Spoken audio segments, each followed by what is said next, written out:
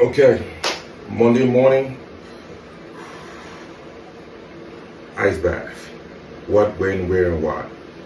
I've been doing this for a week now. Figure I'd talk about it. Give my thoughts and my journey. And hopefully this talk will make this time go by fast. I got my little timer here and whatnot. Okay, so first we'll start with why. My body's getting beaten up every day.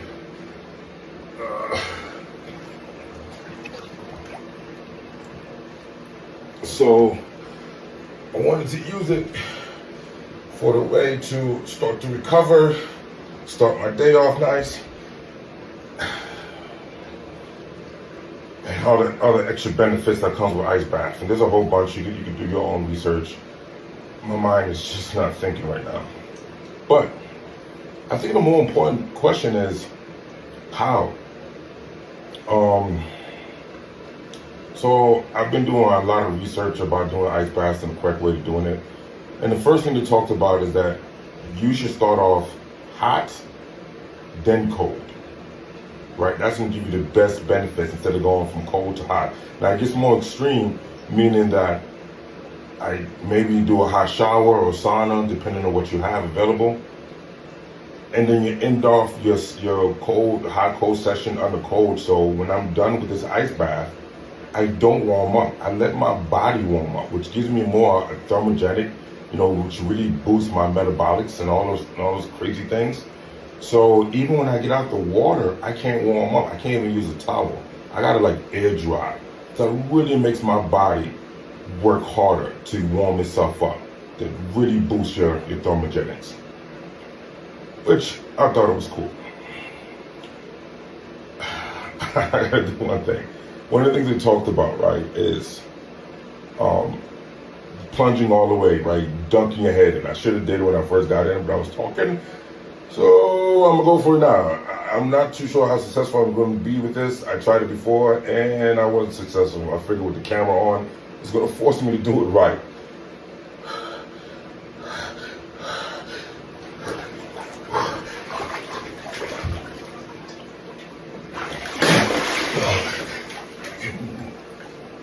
Mother. Okay.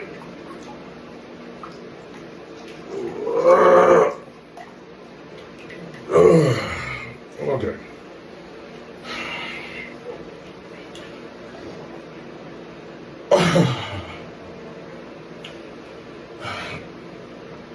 Okay, so one of the things we talk about when it comes to ice baths is they were saying that at least cold therapy, you should get at least 11 minutes a week. And you can actually break it up. So you don't have to torture yourself like I'm doing today. For 10 minutes, you can do 2 minutes here, 1 minute there, but in the 7-week time frame, you say 11 minutes gets you a lot of the benefits. And this is from a lady called, her name is Susan Soderberg or something like that. She's from Scandinavia, and I've been watching some of her videos, and she really talks about the research she's done, on how you're gonna maximize the ice bath, right? Or cold plunge, or whatever you want to call it. So 11 minutes a week is really good. The other piece is breathing. Getting that oxygen to your body, it's really good to calm your mind, get your muscles to relax, and be able to fight off the cold, which is kind of like what you want to do. And that's how you start.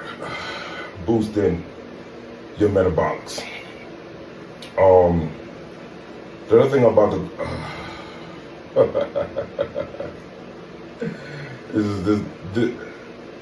so time frame. Now, I think this piece is actually pretty important. So let's say you do a 10-minute, right? What I'm doing. They say the first 1 minute to 3 minutes, your body is fighting that fight or flight. That's when you really start increasing your mental focus and your strength. And that's really going to come from your breathing. Then after 3 to 5 minutes, you go into this meditate state, right? That's when you're almost cruising, right? And then if you stay longer, you get more of the benefits, right? From 5 to 10 minutes.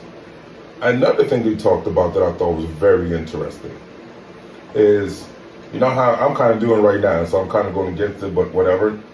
They talked about how when you get in the water, you see a lot of videos of people doing ice bath, and they like super stoic, and they're just standing in one spot and they're not moving. It look really hardcore. Well, you know, from the videos I've been watching, they're like, that's actually the wimpy way of doing it, because then your body starts to create a thermal sheath of heat around your body, right? These are the things that like around your body. Well, basically, your body heat starts to semi-cool off the water that surrounds your body, right? So what you need to do is move around, break up that thermal sheath, right? And it's torturous, but you get the added benefits. That's what all this is, right? You're trying to maximize your time.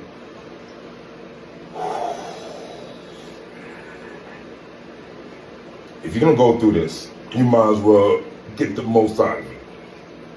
So, when should you do an ice bath? Now, this is a big one, right? Because it initially made sense to me to like work out really hard and then jump into the ice bath, right? The problem with that is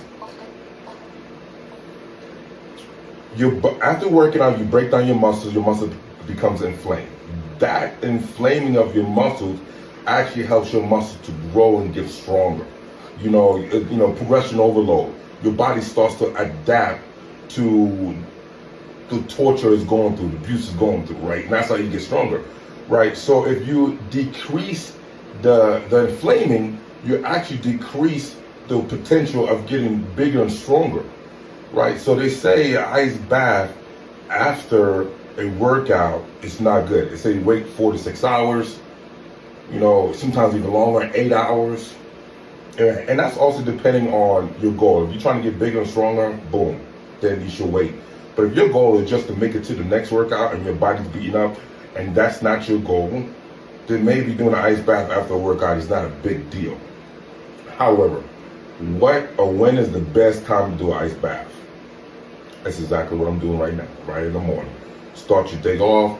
There's no competing with time frame for when I'm working out. In fact, they say doing an ice bath before a workout is really great. Your body's woken up, it's ready to go. You're not fight or flight sequence. So that's a really, really good option. So I got 90 seconds. This is where it actually becomes tough, right? Because you go through these stages, like I said, the one was 3 minutes, 3 to 5 minutes, and then 5 to 10 minutes. But like that last minute, it's like, yo, hurry up. Let's get this thing over with. Are we not done yet? Like, so those are the couple tips I have for doing an ice bath. If I can recap a little bit, do it in the morning. One more thing. How cold should it be?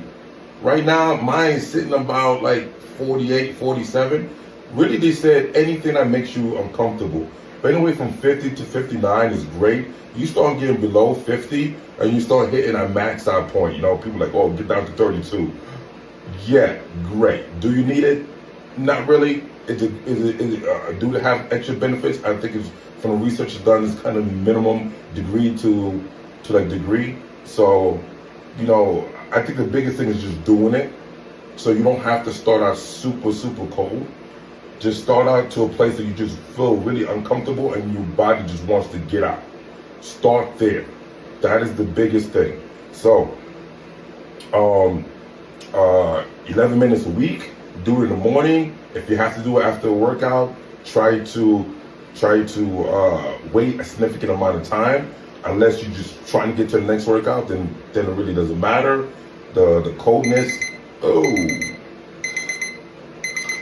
coldness is whatever makes you feel uncomfortable. As soon as you get in, dunk your head under the water, every couple of minutes, shake up the water to shake up the sheath, the thermal sheath that your body creates around itself. Do hot first, then cold. And tell me what you think. Leave your comments. What do everybody say? Share, like, leave your comments, and tell me what you think about ice baths. Do you like it? Do you do it? How do you do yours? And all right, I'm out. Now I just gotta air dry. I can't even use the towel. Just gonna air dry.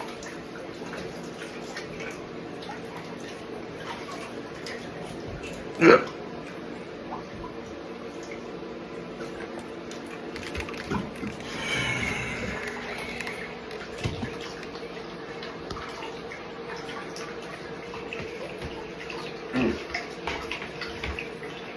Just shake it out.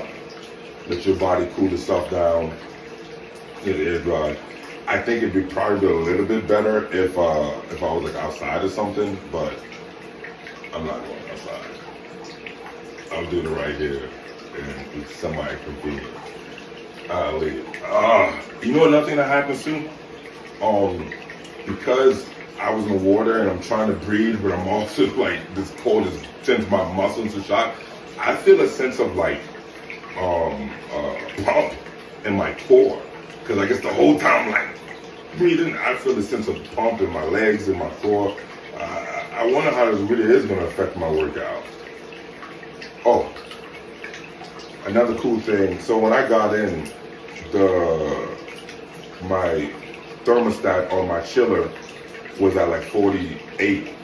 Now it's up to 50, close to 51. I guess my own body heat warms up the water faster than what my chiller could cool it down. Maybe I probably needed to get a more expensive chiller. This was about $600, and it takes forever to cool the water down. But I'm balling on a budget, so it is what it is. And like I said, it was uncomfortable, I was cold, and that's all that matters. All right, guys, let me get ready for my morning.